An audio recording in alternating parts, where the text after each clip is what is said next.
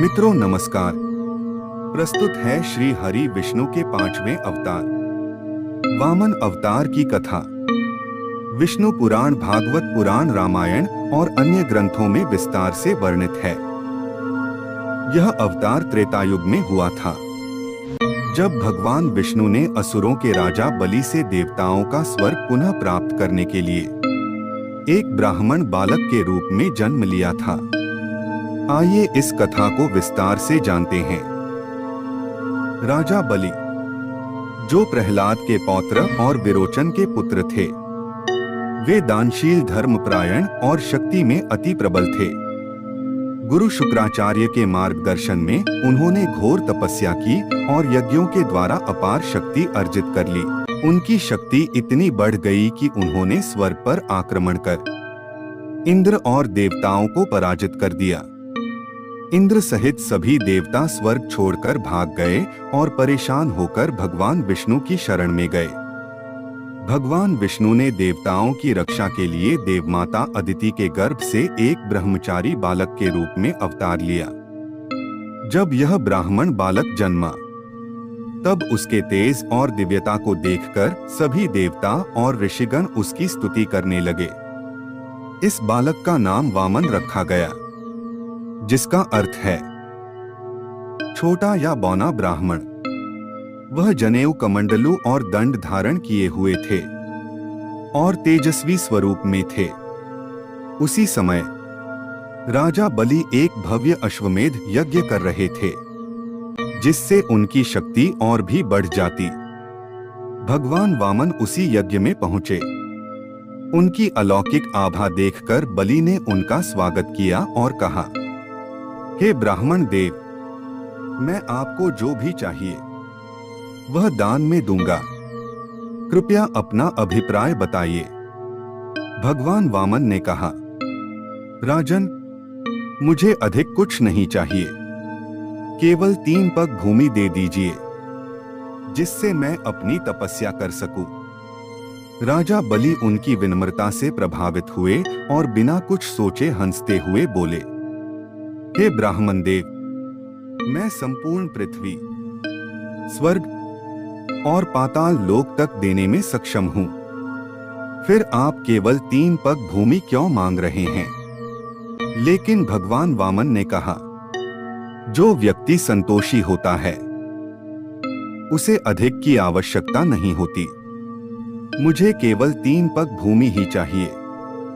राजा बलि ने उनकी बात मान ली, लेकिन उनके गुरु शुक्राचार्य ने चेताया कि यह कोई साधारण ब्राह्मण नहीं, स्वयं भगवान विष्णु हैं, जो छल से स्वर्ग पुनः प्राप्त करना चाहते हैं।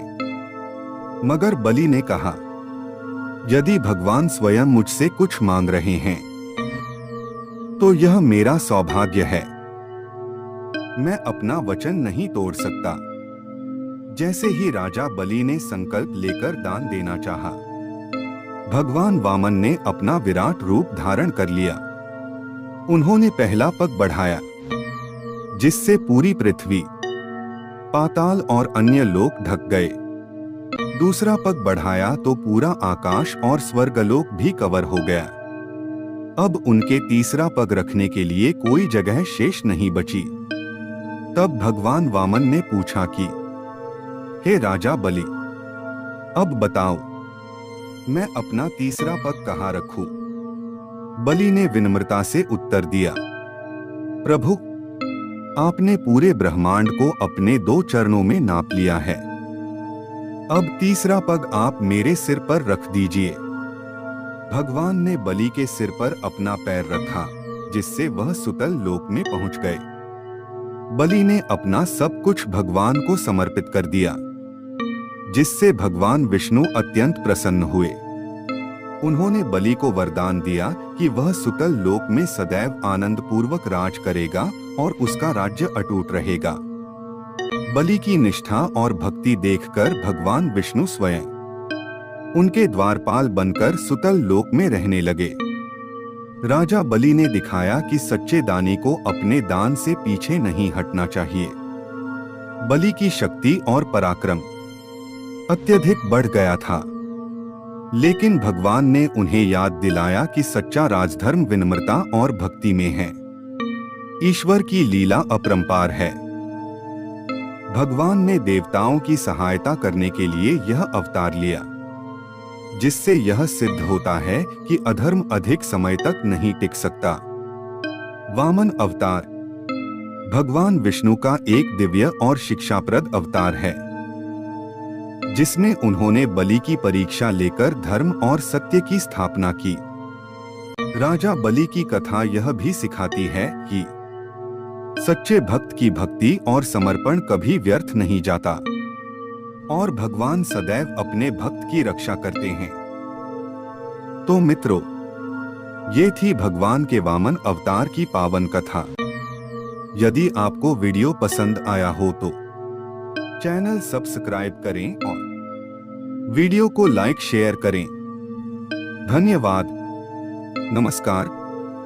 जय श्री कृष्णा।